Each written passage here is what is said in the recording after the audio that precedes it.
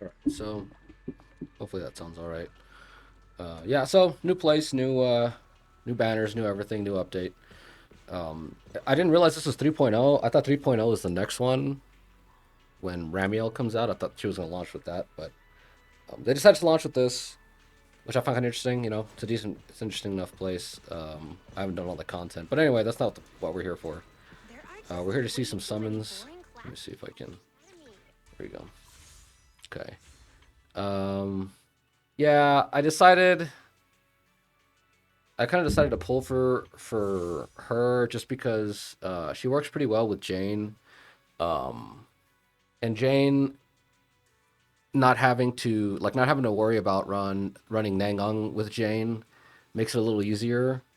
But yeah, so again, because her vortex or whatever her wind thing scales with the assault crits. Partially that. The other thing is her weapon. You can use it. It's really good. The energy regen obviously is important. Just because she scales off of energy regen. The AP is obviously good as well. Yeah, special attack deals. This is the main thing you're missing out on though. Is the 7% damage, 14% damage I think. No, is this okay? Special attack deal. Okay, so the windswept and the vortex gets multiplied 14% extra damage, which also scales the crit vortex anomaly triggers that Jane does.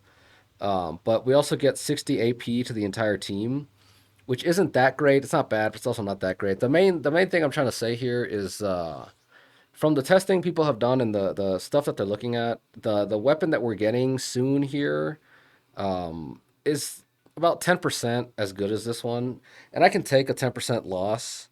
We'll see how she does. I might pull on this banner just to pull, not necessarily gonna go for it. I might pull a little bit on the weapon banner just to see if I get it in a few summons. If not, we shrunk the pity down a little bit for the next weapon, but yeah. So that's kind of the main thing. Like I said, plus again, having wind coverage isn't gonna hurt too much, and I kind of need it because if I skip her, I'll be down wind and ice coverage, and that's already getting kind of really bad. And I don't. First of all, the girl that's coming next, I forgot what her name was, the little one, the stunner. I'm not gonna pull for her because I already have Nangong and Dylan and Trigger. Those are the three best stunners in the game right now. So I don't care. It doesn't matter. And then after that, Ramiel's coming, who I'm still not like. By the time she comes, we'll probably get enough like free stuff that like you'll probably get a Ramiel.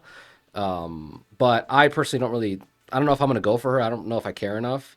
But yeah, just for now, we're just gonna pull for her, see if we get her. Right, I have a 50-50, so I don't have a hard pity. I have a 50-50. So if we get down to, if we hit the pity and we lose the 50-50, I might just stop here and save this 50-50 for something else.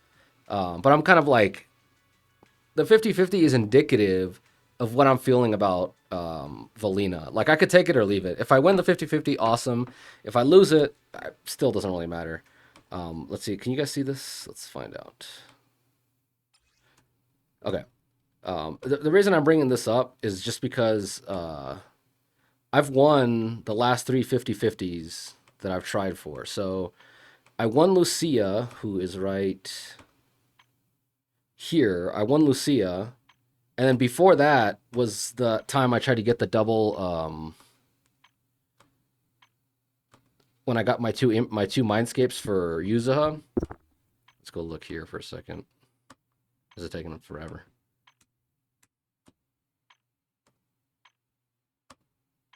Come on. Almost there. Oh, actually, Nangong. So not only that, that's four actually because the two Yuzahas, the Nangong, and her. So it's gambler's fallacy to assume that we're gonna get it, but it's also I forgot what there's a word for it. There's another fallacy to assume that the gambler's fallacy isn't necessarily that's what's gonna keep happening is gonna happen. It's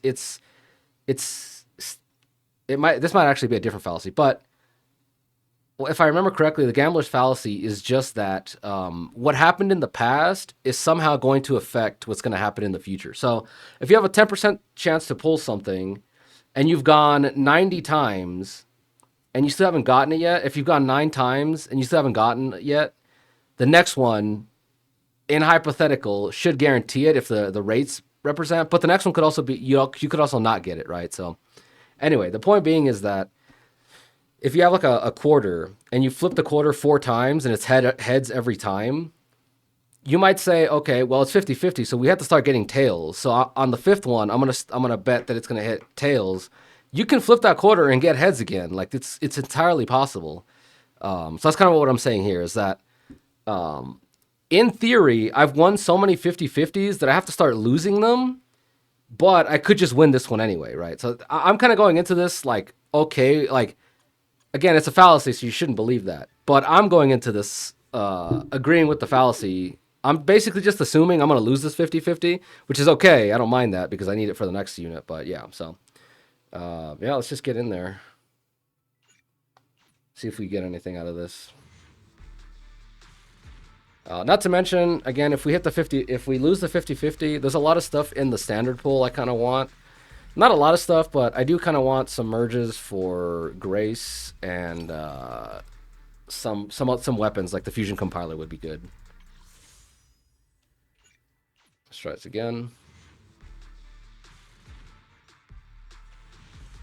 Yeah, it's no 5-star. We got 2 A ranks, though. That's pretty good.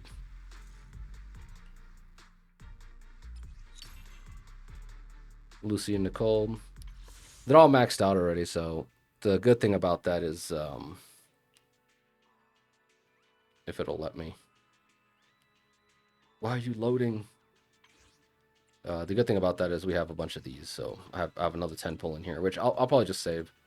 One might say maybe it'd be good to use your the things on this, but it's not really worth it. You're gonna get a lot of these on Lost Pities anyway, so I wouldn't recommend burning resources, especially those extra whatever's on that. So I think now with this, let's see. I don't even know. There's no A ranks I need anymore. I think they're all maxed out, so I don't know what else. Okay, I think we're at soft. No, we're at soft pity in the next one. This next one will be soft pity. Soft pity. Oh, there we go. So we got a 5-star. Let's find out what we got. Soft pity is at 15. So once you hit 15, the rates go up a lot. So maybe not a lot. They go up a decent amount. I don't know if it's like crazy, but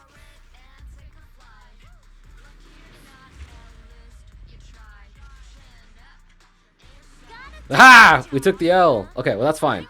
I don't want Velina enough to go towards another pity. I'd rather just save these. But at the very least, we got the 50-50 out of the way. So the next one is guaranteed. So I'll just start saving for that guarantee. What else is there? Is that all I had? Yeah, that's all I had. The other thing is, I was kind of debating whether I wanted to pull for another copy of Yexing Wang. I like her first Mindscape. If I can, let's see if it'll show it. Okay. Her first Mindscape is kind of interesting because it gives you 6 Qingming Sword Force, which means that she starts off the fight now being able to just go into ult form, which is pretty good. It makes your rotations easier, but the problem is for this account, the reason it's less valuable is because when you have Dial In, she stacks up her forced ult so fast that it's like it doesn't really matter, you know? And I already have not a hard time, but my problem with Nangong is that I don't burn through her ult states fast enough anyway. So getting an extra one isn't really going to be like, it'll just make me have to play more, you know, more intensely, which I don't really care too much. Again, with her, it's just min-maxing your ult stages. The Unity effect in the core passive gives us 10% extra damage and more defense shred, which, again, not bad. It's fine. It's just not, you know, it doesn't really matter all that much. But yeah, so I was like, I could go for another Yexing Wang Mindscape, but I don't know. Either way, I would. Well, the other thing is, right, if I can assume that if I lost a 50-50 on her, I would have lost it on her anyway. However, there's no way of knowing that, right? Probabilities don't work that way, where it's like, oh, well, if I'd done this, it would have been a completely different outcome. Here, it may have been a completely different outcome here. They just don't affect each other, right? So, anyway, that was kind of that. Let's go look at I don't even know what her first Mindscape gives her, to be honest with you. Let's go take a look at this. I don't use Collada for anything, so it kind of sucks, but let's see. Oh, I have her first Mindscape. I forgot about that. After first and second impact, her EX special attack has more days. 15%. That's fantastic. That's terrible, man. Hits an enemy, she recovers 60 energy and can trigger once every 45 seconds. This is actually pretty good. Now, again, you know, there's really never a time to use Collada, but if you're using Collada, that 60 energy you get from hitting them with it, like, if you stun them, right, let's go look at it here. Whenever she does the, okay, yeah, so whenever she EX specials, if that timing lines up from when you stun, because you'll EX special and you'll stun them into a chain attack, you'll go into, you know, your main DPS. I like to use it with Yixuan. Yixuan comes in, does her her chain attack. You cancel it, swap back into Collada, who now has 60 because of this passive. Then she EX specials again, and we go into, let's go look here. We go into Yixuan. This means that you stack up 70% chain attack damage. Now, for Yixuan, it's not that big a deal because Yixuan's damage doesn't come a lot from chain attacks. She can't force them out. But if you're using her with, like, what's her name, with Evelyn, Evelyn, you get 2 chain attacks from just the stun window, right? When you enter the stun window. Plus Evelyn has, I think her ult counts as chain attacks and her hold basic. Don't quote me on that. I don't play Evelyn, so I don't know firsthand. I just know that Evelyn has a lot of built-in chain attack, like, focused things, which she likes to do. So that Mindscape is pretty good here because then you get the 70% going into the entire stun window. Almost guaranteed every time, but not exactly.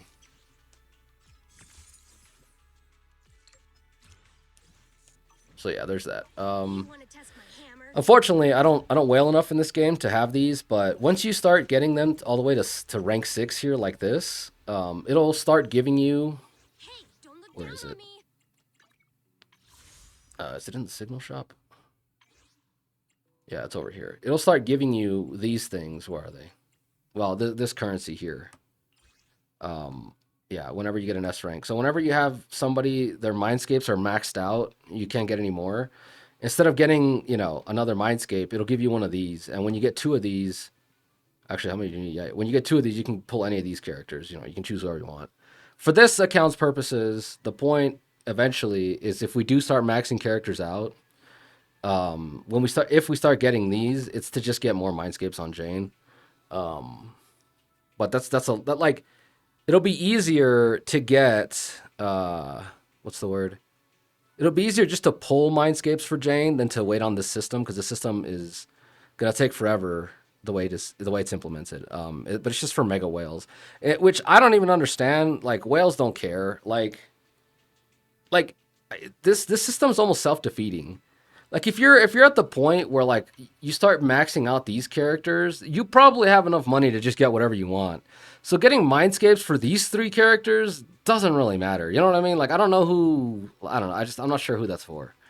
These are pretty cool though. This is where I got my Sharpened Stinger at. So all of these puzzle pieces are going to go into trying to max out the Sharpened Stinger for Jane. Yeah. So anyway, yeah, that was that. So I don't know if I'm gonna. I mean, we might be back here later when I get more currency near the end of the banner, right? We might be back here, and I might pull again or just see whatever. We'll let Velina stew a little bit in the meta and see how well she does. See if she's worth pulling. But between Nangong and, like, I mean, first of all, I have, what's her name? I forget her name. That's how bad she kind of fell off. Vivian. I have Vivian. She's not being used right now just because Nangong outclasses her by, like, a wide margin. Yeah, so that kind of sucks, but it is what it is. Out of all of them, she's probably the one, like, out of all these characters that I've pulled, I don't regret any of them other than probably Vivian. Yeah, I think Vivian's the worst, which isn't bad for this account. Like, to only have one regret pull is it's a pretty big thing. Now, again, and it's not that Vivian's bad, it's just that they just brought Nangong to power creep her, like, to oblivion, because Nangong not only gets a blooms, which is what she does, Nangong stuns, and she also does insane damage. So yeah, I don't know. It does kind of suck a little bit, but now what are you gonna do? You know what I mean? Um, but yeah, that's it for this video. It's just a pulling session, just to see how she does and all that. But looks like we took the L this time.